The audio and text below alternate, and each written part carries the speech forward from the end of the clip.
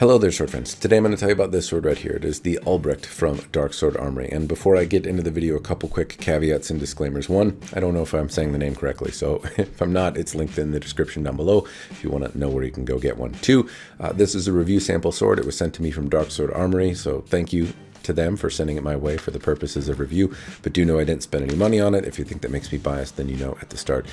Three, it's going to be obvious as you see me move this around, and people that watch my channel frequently are likely sick of hearing these disclaimers, but it's worth calling out again. I don't know how to move this sword around. I don't study HEMA. I don't know the effective ways of using this in any kind of historical technique. So as you see me move it around, just know it's coming from the standpoint of a novice, a guy who likes swords, a guy who swings swords around a lot, but doesn't necessarily have any formal training in how to use a sword of this particular type. Anyway, so keep that nonsense in mind as you hear my babbles and rambles in the course of this video. Incidentally, this video is intended to help you if you are a prospective buyer of the sword. The idea is to give you some idea if this is worth your money or not. You're not likely in a position where you can go out and pick one up and handle it and see if you like it. You likely have to fork out nearly $1,000 to see if it's a thing that you're going to enjoy, and that's a really rough spot to be in. It's not great for you, it's not great for the manufacturer, so hopefully knuckleheads like me blabbing on the internet give you some idea of if it's worth your money or not, or at least a better idea of what to expect when you open the box. And so that's really the goal here. Hopefully I'm gonna achieve that goal. The things that I'm gonna do in this video is I'll show you bits and bobs and fits and features. I'll talk about the general build quality, my thoughts on it, then I'll whack it into things. I'll tell you about that, and then I'll wrap it up with my thoughts and opinions, but hopefully you'll have enough information to form your own by then.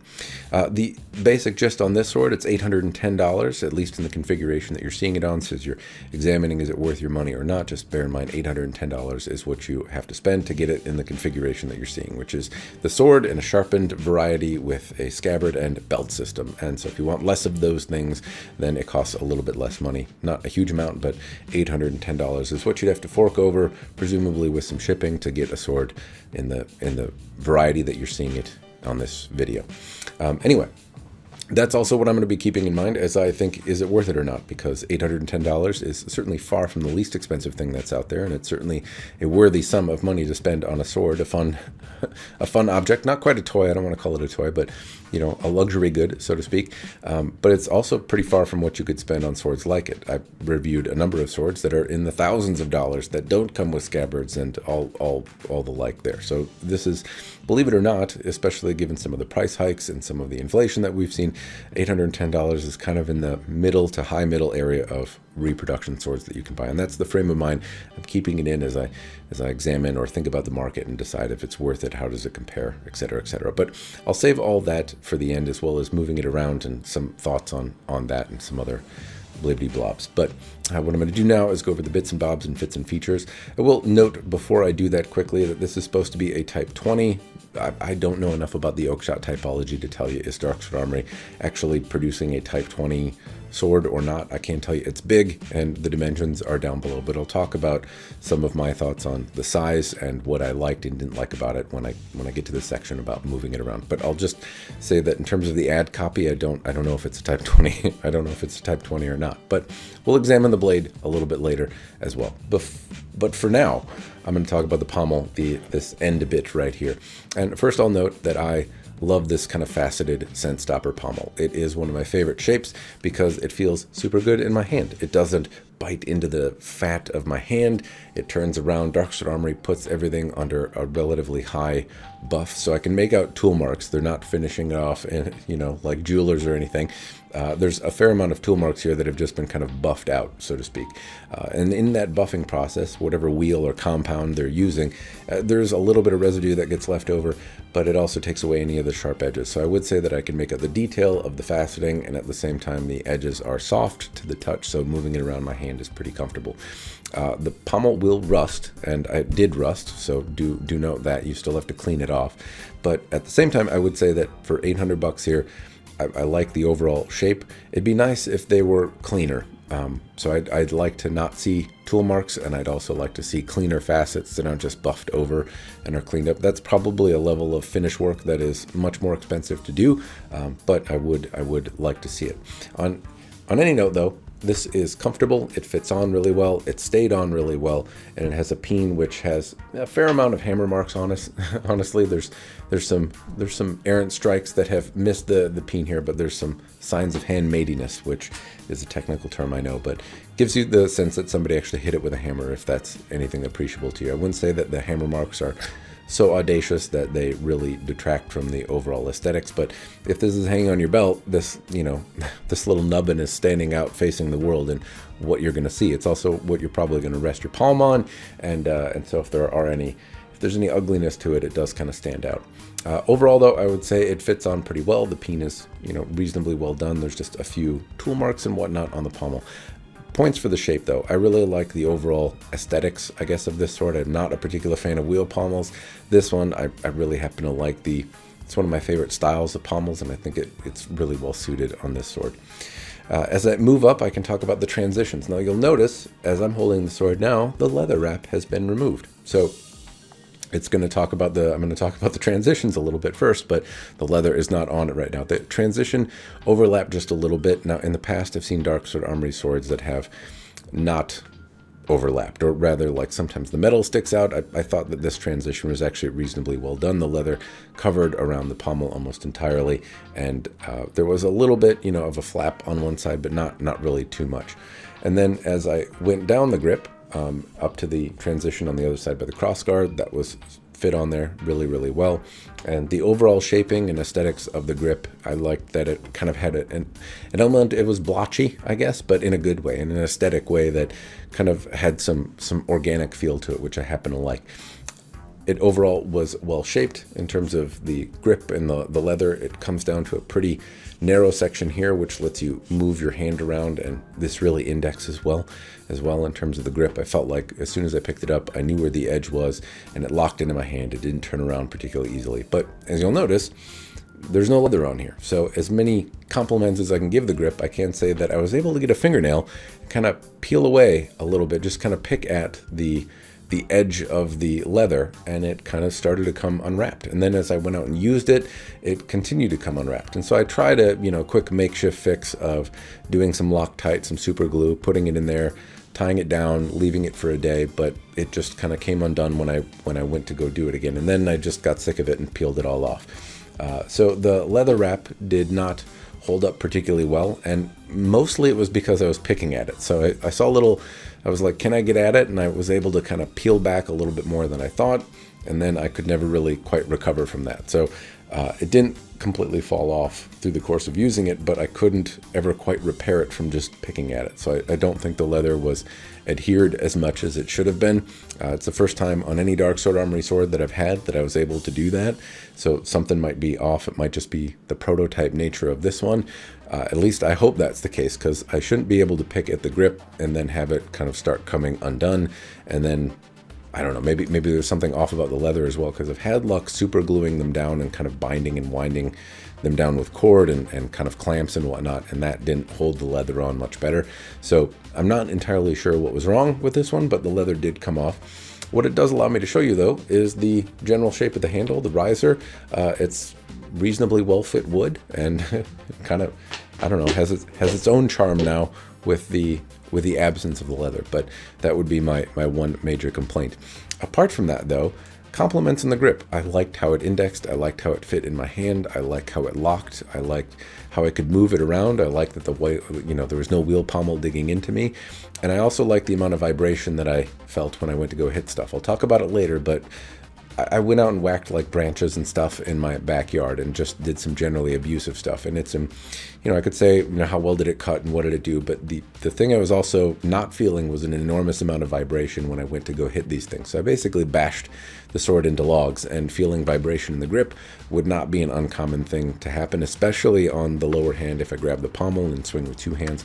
And here it was very, very manageable. The nodes, or however it's balanced here, absorbed a lot of that and didn't pass that reverberation into my hands. And so it was a reasonably comfortable experience to use for bashy activities.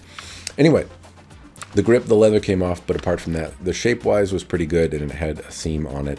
It looked good from a distance. It felt fine, but as soon as I started picking at it, it kind of came apart, and there's not really I can't excuse any of that away. That was not good. But for what it's worth, I've tested a few Darksword Armory swords, and this is the first and only one that has happened on. It's not a common problem that I hear of. So I think I might have just had something of an odd duck. Anyway, if I move on to the crossguard, I like the shape of the crossguard as well. I think it has a little bit of dimension, not too much. It's executed reasonably well, and it's softer on the bottom side, which means that if I raise it up, I don't bump myself in the head in such a way that I bleed, because it's just a little bit more gentle on the side near my forehead. But it also has, kind of some aggressive shaping to it, and it has an overall pleasant appearance. Like I mentioned, it transitioned to the grip pretty well. There wasn't a lot of schmutz or anything like that. However, where the blade transitions to the crossguard, where the blade meets the crossguard, there's a pretty big gap that's filled in with epoxy here. So it's not a big deal in the sense that it's not ahistoric. It doesn't really impede usage of the sword, but it's a nice thing to see really tight tolerances between the crossguard and the blade. It's a thing that I like to see as a collector.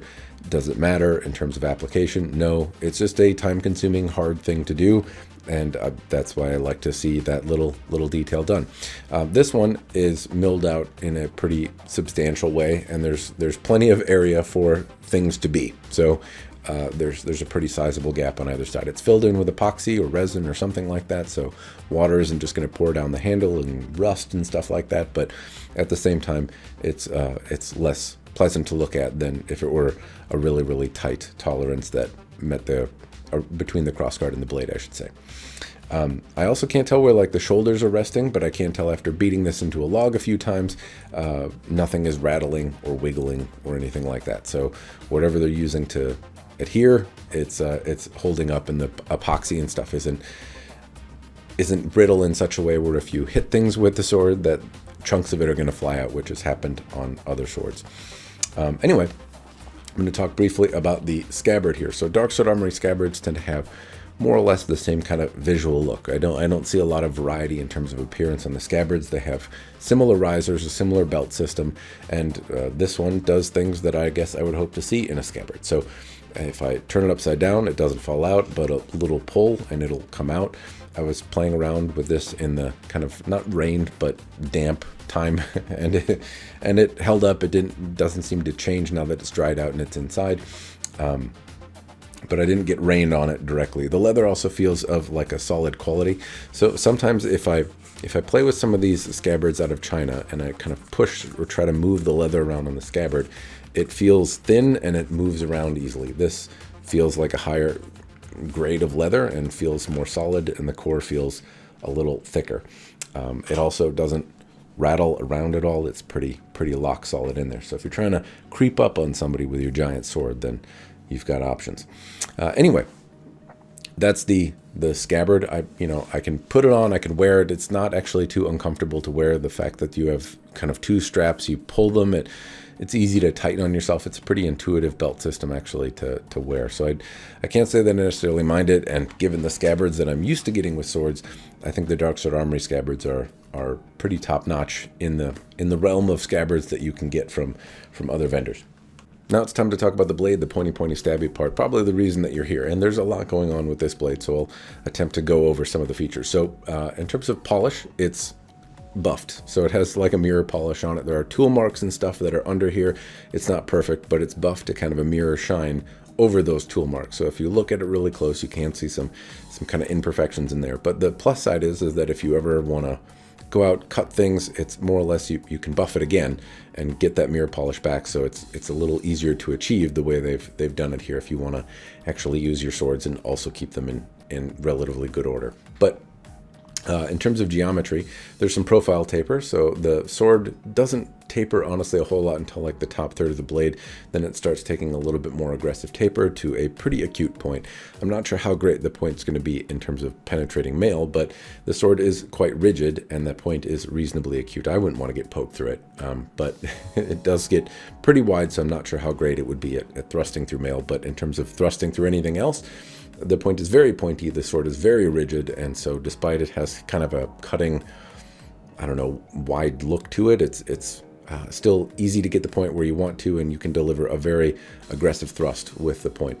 The fullers are run all the way up the blade. This isn't something I see a lot in classic European swords or, historic antique examples, but there are fullers that run all the way up to the very tip of the blade and kind of terminate in a way that is aesthetically very pleasing. And it has left a lot of rigidity in the sword as well and taken out, I'd imagine, some amount of weight, but the fullers are a very visually dominant feature on the sword, and I happen to really like the way they look. It's very handsome looking on a sword of this size, and I've seen them done on the Baron, but on this particular one, the way the fullers look at it, well, I happen to just like it quite a lot. The blade does not have a huge amount of distal taper. I've provided measurements again for that in the description down below. It doesn't thin out a whole lot, so most of the weight or dynamics are coming from this profile taper rather than distal taper. Even there is some, but just not a huge amount. And then the other bit to notice is sharpness. So one side is sharper than the other. I believe Darksword Armory is making some attempts at different sharpening methods, but I can see that there is not a giant secondary bevel and that there's been some effort to put on a kind of cleaner apexed edge. It's not quite where it needs to be though, so I would have to take this to a belt sander and put a different edge geometry on it, but the blade will support a better edge geometry. It'll take a little bit of doing though, because there has been not a giant secondary bevel, but there is one there, and I can apex it and get it to be a better cutter than it is right now, but it's gonna take a little bit of time to do. Now, I can tell you in previous Darksword Armory swords that I've had worse sharpening jobs from Darksword and been able to achieve pretty solid results. So I believe on this one I'll be able to, I don't know if I'm ever going to get it to a point where it's going to like pop pool noodles apart, but I can certainly get it to be a much more effective cutter than it is, and I believe the edge geometry that they've left here is going to be conducive and supportive of that, and it might even be a pretty competent cutter because it has a nice wide profile. So we'll see if I can ever get it to be a very competent cutter, but I think they've left the edge geometry there to support it. Unfortunately, it's not there from the start, and that's been something of a complaint with Darksword Armory and a number of other manufacturers out there. They just don't make the edges sharp enough to do some of the things you might want to do out of the box, but I do see progress from Darksword Armory here. This is a much cleaner edge than they provided before, but still a far cry from where I'd want it to do the activities that I want to do with the sword, which are cutting bottles, pool noodles, and the like. What I can tell you, though, is that the edge held up really, really well to what I did do with it so far. And I didn't cut a whole lot of targets because the sword isn't particularly sharp. I've talked a little bit about the sharpness of it, but, frankly, you know where it's at. It's not the best, so it's no surprise that it's not doing amazing things cutting. But while target cutting is not necessarily impressive, I went and had some trees down in my backyard and went to just kind of go hog wild on some of the branches back there. And it cut pretty deeply into the branches, which are old, dead, hard wood. So I was impressed by that. The edge also didn't diminish. I hit knots in the wood. I hit just the stump a number of times. Nothing is rattled. Nothing is loose. Really, apart from the leather coming off the grip, nothing is bad here at all. Everything is doing what it's supposed to be doing, holding up the way it's supposed to. No edge deformation, no twist, no rattles, and that's what you'd hope for, granted, but do bear in mind that like hitting knots in wood, hitting as hard as I am just into downed stumps on the ground, you wouldn't be surprised if the blade twisted, if it rattled, if something happened to it that required some degree of maintenance, and none of that happened. It's all in good order, and I'm impressed with the overall build quality and durability here, and the edge, such as it is, didn't diminish. So if you were fighting logs, this would be an edge that you would be able to hold for quite a while. I still want to cut pool noodles with it, so I'll probably put a different edge on it, but I digress. That's cutting with it. I think it can be a much more competent cutter. I was impressed overall with the edge durability, but I will need to sharpen it if I want to really elaborate any more on its capability as a cutter. I felt like I could also get the point, incidentally, where it should go, but this is a sword style which is admittedly unfamiliar to me, and I want to talk a little bit about just kind of moving it around, because this sword walks the line between big and too big. And I say that because I was comparing this recently when I was reviewing the Albion Maximilian. I brought this out and a number of other large swords, and I was kind of comparing and contrasting them. And it got me to thinking that you can have a really long sword, and it doesn't necessarily have to be unwieldy. And this feels big. It feels like it can deliver a lot of power in a cut or a thrust. But at the same time, I still feel like I can move it like a longsword. I still feel in two hands like I can do longsword-ish techniques, at least to the best of my ability, wherein I throw the sword out there, I can stop it, I can get the tip where I want it, I can preserve the center line, I feel like I can use it defensively. I don't feel like I have to preserve the momentum of my swing to re-deliver it into another swing like some sort of montante thing. But if I try to use this like that, I can also do that. It also feels at home being used like a two-handed greatsword. So it's not so heavy that I have to, but I can. And so it's walking the line there for me between big and too big, but it certainly is a meaty sword. You certainly feel it in the cut. It's not so heavy that it's unwieldy, but it's walking that line between too big. It's also a very sizable sword. It's not quite as big as the Maximilian, admittedly. It's also, a pound and a half lighter. It's like a whole nother sword lighter. But I felt it interesting that I could do either of those things, and it didn't feel out of place with either. Well, all right, sword friends, that is, frankly, as much information that might be useful to you as I can honestly provide. You've seen close-ups and bits and bobs and fits and features. I've cut with it, and I've talked about moving it around, at least for what that's worth. And so hopefully you have some idea of if it's worth your money or not. For me personally, $810, yes. I happen to actually really like this sword. So I like the profile of it. I like the fullerene. I like the general design of it. I like the scabbard. I don't necessarily care if it's historic or not, but I also like that it's like about as big as I can comfortably get. I like big swords. Once they get too big though, and I can't move them around and have fun with them, I start to lose interest with them because I'm not going to go out and I'm not going to cut bottles. I'm not going to do the things that I like to do with swords. In this particular case, though, it's about as big as I really want to go with a sword, and so it's kind of like the I don't know. It's kind of like the big sword I'm going to set out on the table when I want to go cut stuff, like the imposing, big honking one when I want to move things around. But yes, in short, yes, I do think it's worth it. The build quality is good, minus the leather, which I'm gonna call Darksword and say that this is probably a bit of an off one because I haven't seen this before. But generally speaking, I had a lot of fun with the sword. I will put a different edge on it. I will hopefully be able to find something to wrap the material with.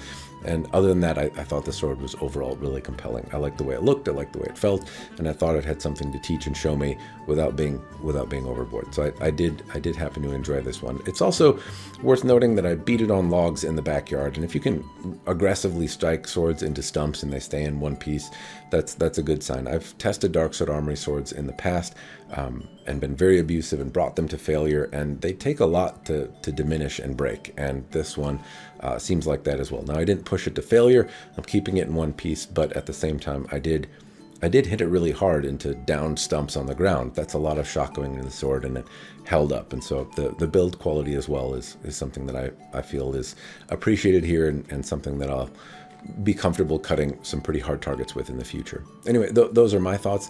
Hopefully you found it helpful. Special thanks to Darksword Armory for sending it my way for review. Hopefully it was useful. Cheers, and thanks for watching.